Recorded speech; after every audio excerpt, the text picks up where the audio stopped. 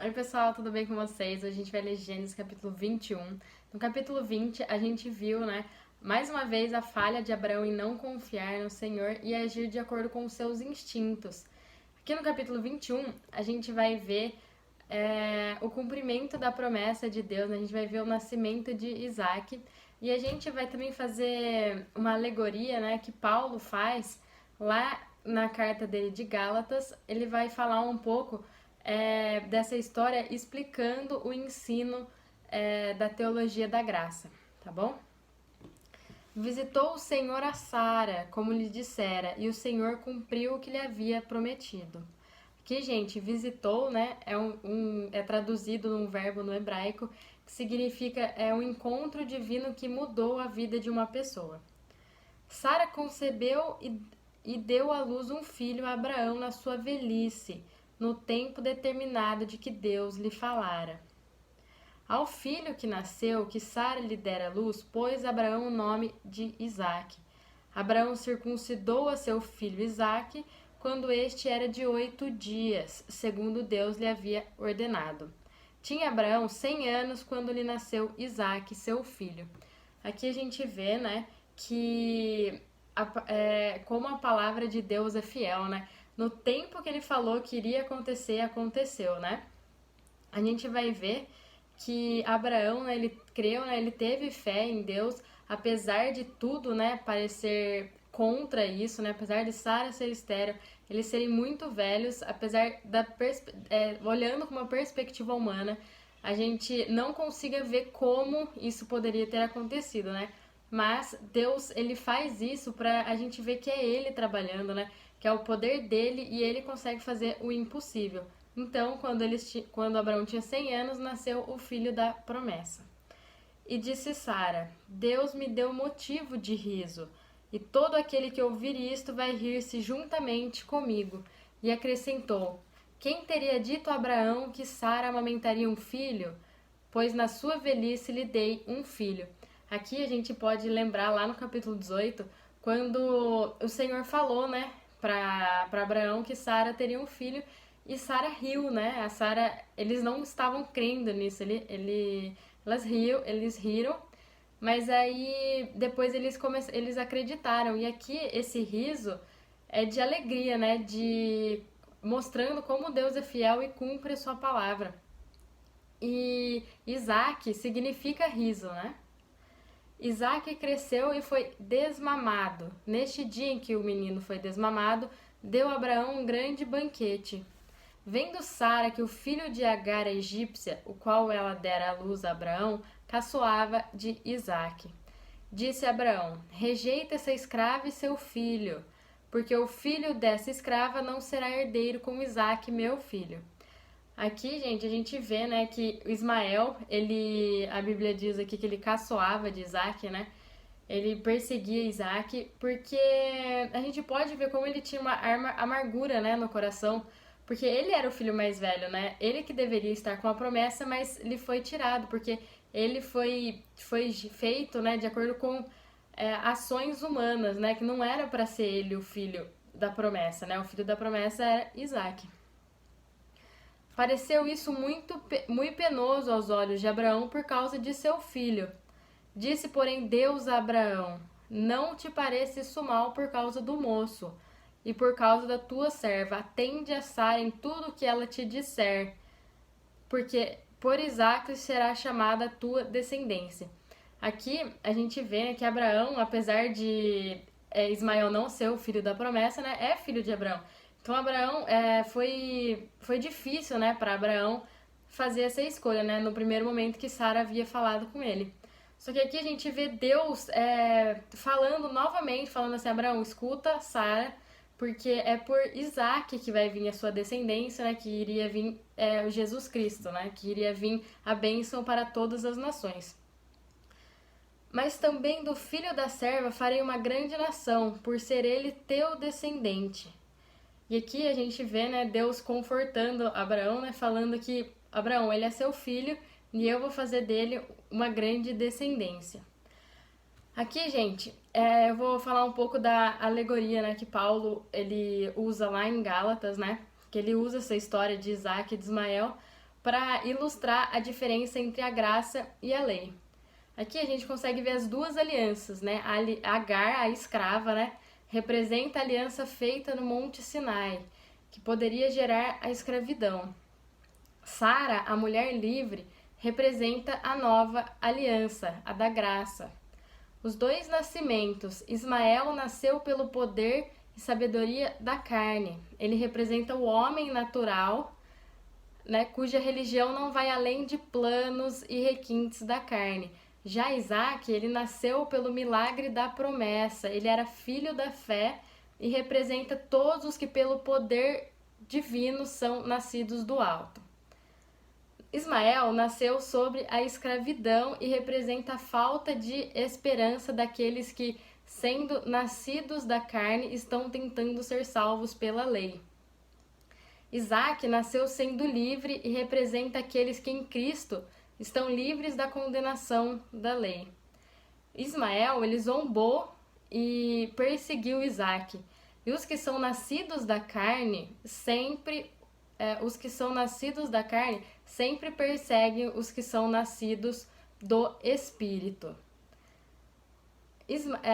Ismael foi expulso e todos os que sobre o regime da lei, sobre os que estão pelo regime da lei, né, serão expulsos, e Isaac era herdeiro, e todos aqueles que nascidos do Espírito, né, herdarão o reino de Deus. Então a gente vê a diferença de tentar ser salvo pela lei, né, e ser salvo pela graça, porque a gente é salvo, né, pela graça e pela misericórdia de Deus através de Jesus, né? A gente é salvo quando a gente crê no nosso coração, né? Quando a gente fala que Jesus é o nosso único e Senhor Salvador e a gente crê no coração de que Deus o ressuscitou, tá bom? Levantou-se, pois, Abraão de madrugada, tomou pão e um odre de água, pô-los às costas de Agar, deu-lhe o menino e a despediu. Ela saiu andando errante pelo deserto de Berseba. Esse deserto, ele fica na fronteira do sul da Palestina, tá bom? Tendo-se acabado a água do odre, colocou ela o menino debaixo de um dos arbustos, e afastando-se foi sentar-se de fronte, à distância de um tiro de arco, porque dizia, assim não verei morrer o menino. E sentando-se em frente dele, levantou a voz e chorou.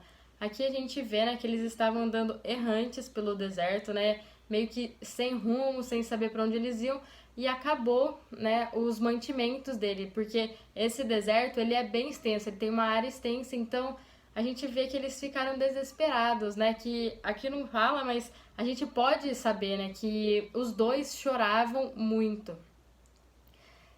Deus, porém, ouviu a voz do menino, e o anjo de Deus chamou do céu a Agar e lhe disse, que tens, Agar? Não temas, porque Deus ouviu a voz do menino daí onde estás. Aqui a gente vê, né, o anjo do Senhor chegando para eles e falando assim, gente, não se preocupe, Deus ouviu vocês e ele vai socorrê-los, né? Vocês não vão morrer aqui. Ergue-te, levanta o rapaz, segura-o pela mão, porque eu farei dele um grande povo. Abrindo-lhe Deus os olhos, viu ela um poço de água e, indo a ele, encheu de água o odre e deu de beber ao rapaz.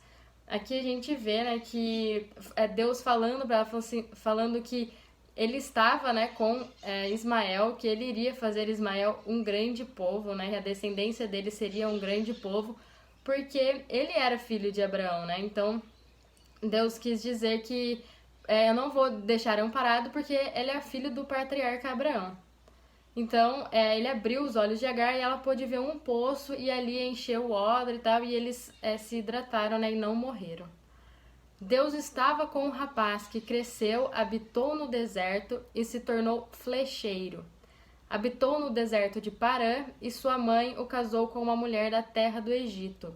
Aqui, gente, a gente vê, né, que Deus estava com o rapaz, né, como eu já havia dito.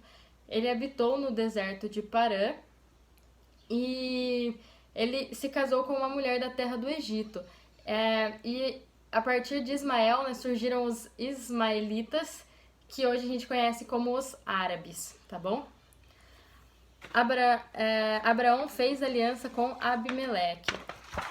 Por este tempo, Abimeleque e Ficol, comandante do seu exército, disseram a Abraão: Deus é contigo em tudo o que fazes.